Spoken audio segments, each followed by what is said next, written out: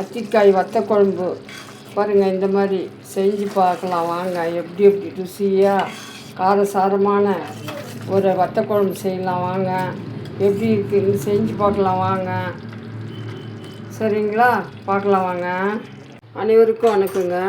நம்ம அத்திக்காய் வச்சு ஒரு வத்த குழம்பு வைக்கலாங்க. அத்திக்காய் வச்சு ஒரு வத்த குழம்பு வச்சுக்கலாம். தாளிக்கிறதுக்கு பாருங்கள், வெந்தயம், கடுகு, சீரகம், அப்புறம் வெங்காயம் 150 கிராமு, அரை டீஸ்பூன் பெப்பர் பொடி, ஒரு பாருங்கள் ஒரு கை சைஸு புளி, பிறகு ஒரு 10 பல்லு முந்திரி, பூண்டு 2 உரிச்சு வச்சுருக்கேன், 150 கிராம் தக்காளிங்க, பாருங்கள் ஒரு 3 டீஸ்பூன் தேங்காய் திருவல், 2 டீஸ்பூன் சாம்பார் பொடி, தேவையான உப்பு, தேவையான மஞ்சள். தாளிக்கலாம் வாங்க பார்க்கலாம். பாருங்கள், சுத்தண்ணியில் காய் போட்டு எடுத்துக்கலாங்க. லைட்டாக சூடாக இருக்கட்டும், உடனே ஃபில்ட்ரு பண்ணிக்கலாம்.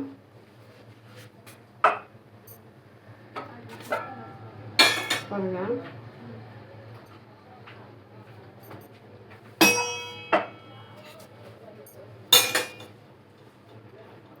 இந்த விதெல்லாம் வேஸ்ட் ஆகும். இப்படி வெளியே ஃபில்ட்ரு பண்ணிக்கோங்க.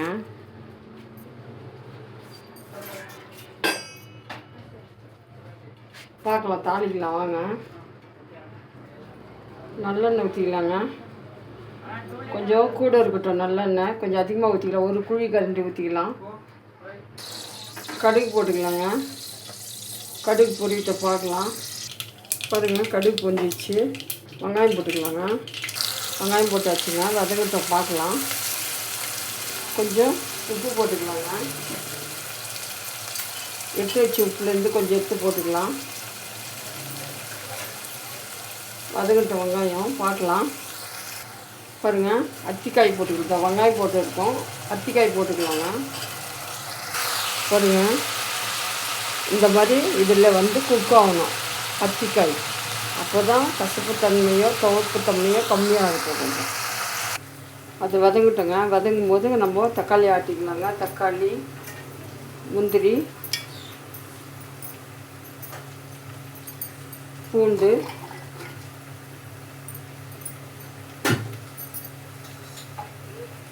தேங்காய் திருவல் இதை ஆட்டிக்கலாங்க. இதை ஆட்டிக்கின்னு பார்க்கலாம். நைஸாக ஆட்டிக்கணுங்க. நைஸாக ஆட்டிக்கின்னு பார்க்கலாங்க. பாருங்கள், எப்படி வதங்கிடுச்சு. இந்த வதக்கும் போதே உங்களுக்கு ஒரு மாதிரி ஸ்மெல்லு வரும். இந்த ஸ்மெல் வச்சு நீங்கள் கண்டுபிடிக்கலாம் இது எவ்வளோ அளவில் டேஸ்ட் வரும்னுட்டு. பாருங்கள், இப்போ நம்ம பார்க்கலாம். மிளகாத்தூள், உப்பு, மஞ்சள் போட்டுக்கலாங்க. வதங்கட்டும் பார்க்கலாம். பாருங்கள், சிம்மில் வச்சுக்கணும் கொஞ்ச நேரம். பாருங்கள், சூப்பராக இருக்குது. பாருங்கள், இப்போது நம்ம ஆட்டி வச்ச தக்காளி, முந்திரி, தேங்காய் விழுது எல்லாத்தையும் ஊற்றிக்கலாங்க.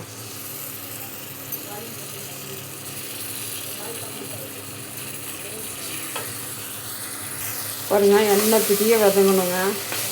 எண்ணெய் பிரிய வதங்கணும். அது அப்புறமா தான் புளி தண்ணி ஊற்றணும். புளி தண்ணி ஊற்றி திரும்பவும் எண்ணெய் பிரிய கொதிக்கணும். அப்போ இந்த காய் நல்லா குக் ஆகிடும். அப்போ சாப்பிட்றதுக்கு ரொம்ப டேஸ்ட்டாக இருக்கும். இது எண்ணெய் பிரிய வதங்கிட்டங்க பார்க்கலாம். பாருங்கள், எண்ணெய் பிரிய வதங்கிடுச்சு. பாருங்கள், எண்ணெய் பிரிய வதங்கிடுச்சு. இப்போது நம்ம ஒரு புளி தண்ணி ஊற்றிக்கலாம். புளி தண்ணி 3/4 லிட்ரு ஊற்றுறேங்க. அந்த மிக்ஸி கழுவின தண்ணியெல்லாம் சேர்த்து 3/4 லிட்ருங்க. இது கொச்சிச்சின்னா நம்மளுக்கு அதே ஒரு 1/2 லிட்ரு வருங்க. ஒரு 6-7 பேர் சாப்பிட்லாங்க. இதுவே கொஞ்சம் தொட்டுக்குனாவே போதும். பாருங்கள், பனை வெல்லம் போட்டுக்கலாங்க. அப்போ மறந்துட்டேன்.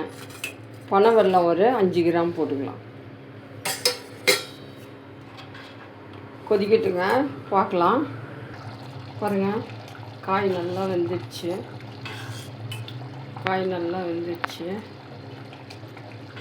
நம்ம இப்போ பெருங்காயமும் பெப்பரும் போட்டுக்கலாங்க. பெருங்காயம் அப்பயே சொல்லலை, பெருங்காயம் கொஞ்சம் போட்டுக்கலாம். பெப்பர் போட்டுக்கலாங்க. ஒரு 2 மினிட்ஸ் கொதிக்கிட்டோம், பார்க்கலாம். பாருங்கள், லாஸ்ட்டாக கொஞ்சம் எண்ணெய் ஊற்றிக்கலாம். ஒரு 2 டீஸ்பூன் எண்ணெய் ஊற்றிக்கலாம். கொச்சிச்சிங்க எண்ணெய் பிரியா. லாஸ்ட்டாக எண்ணெய் ஊற்றிட்டு ஆயிடுச்சுங்க. அத்திக்காய் வத்த குழம்பு ரெடி. பாருங்கள், கருவேப்பிலை போட்டுக்கலாம்.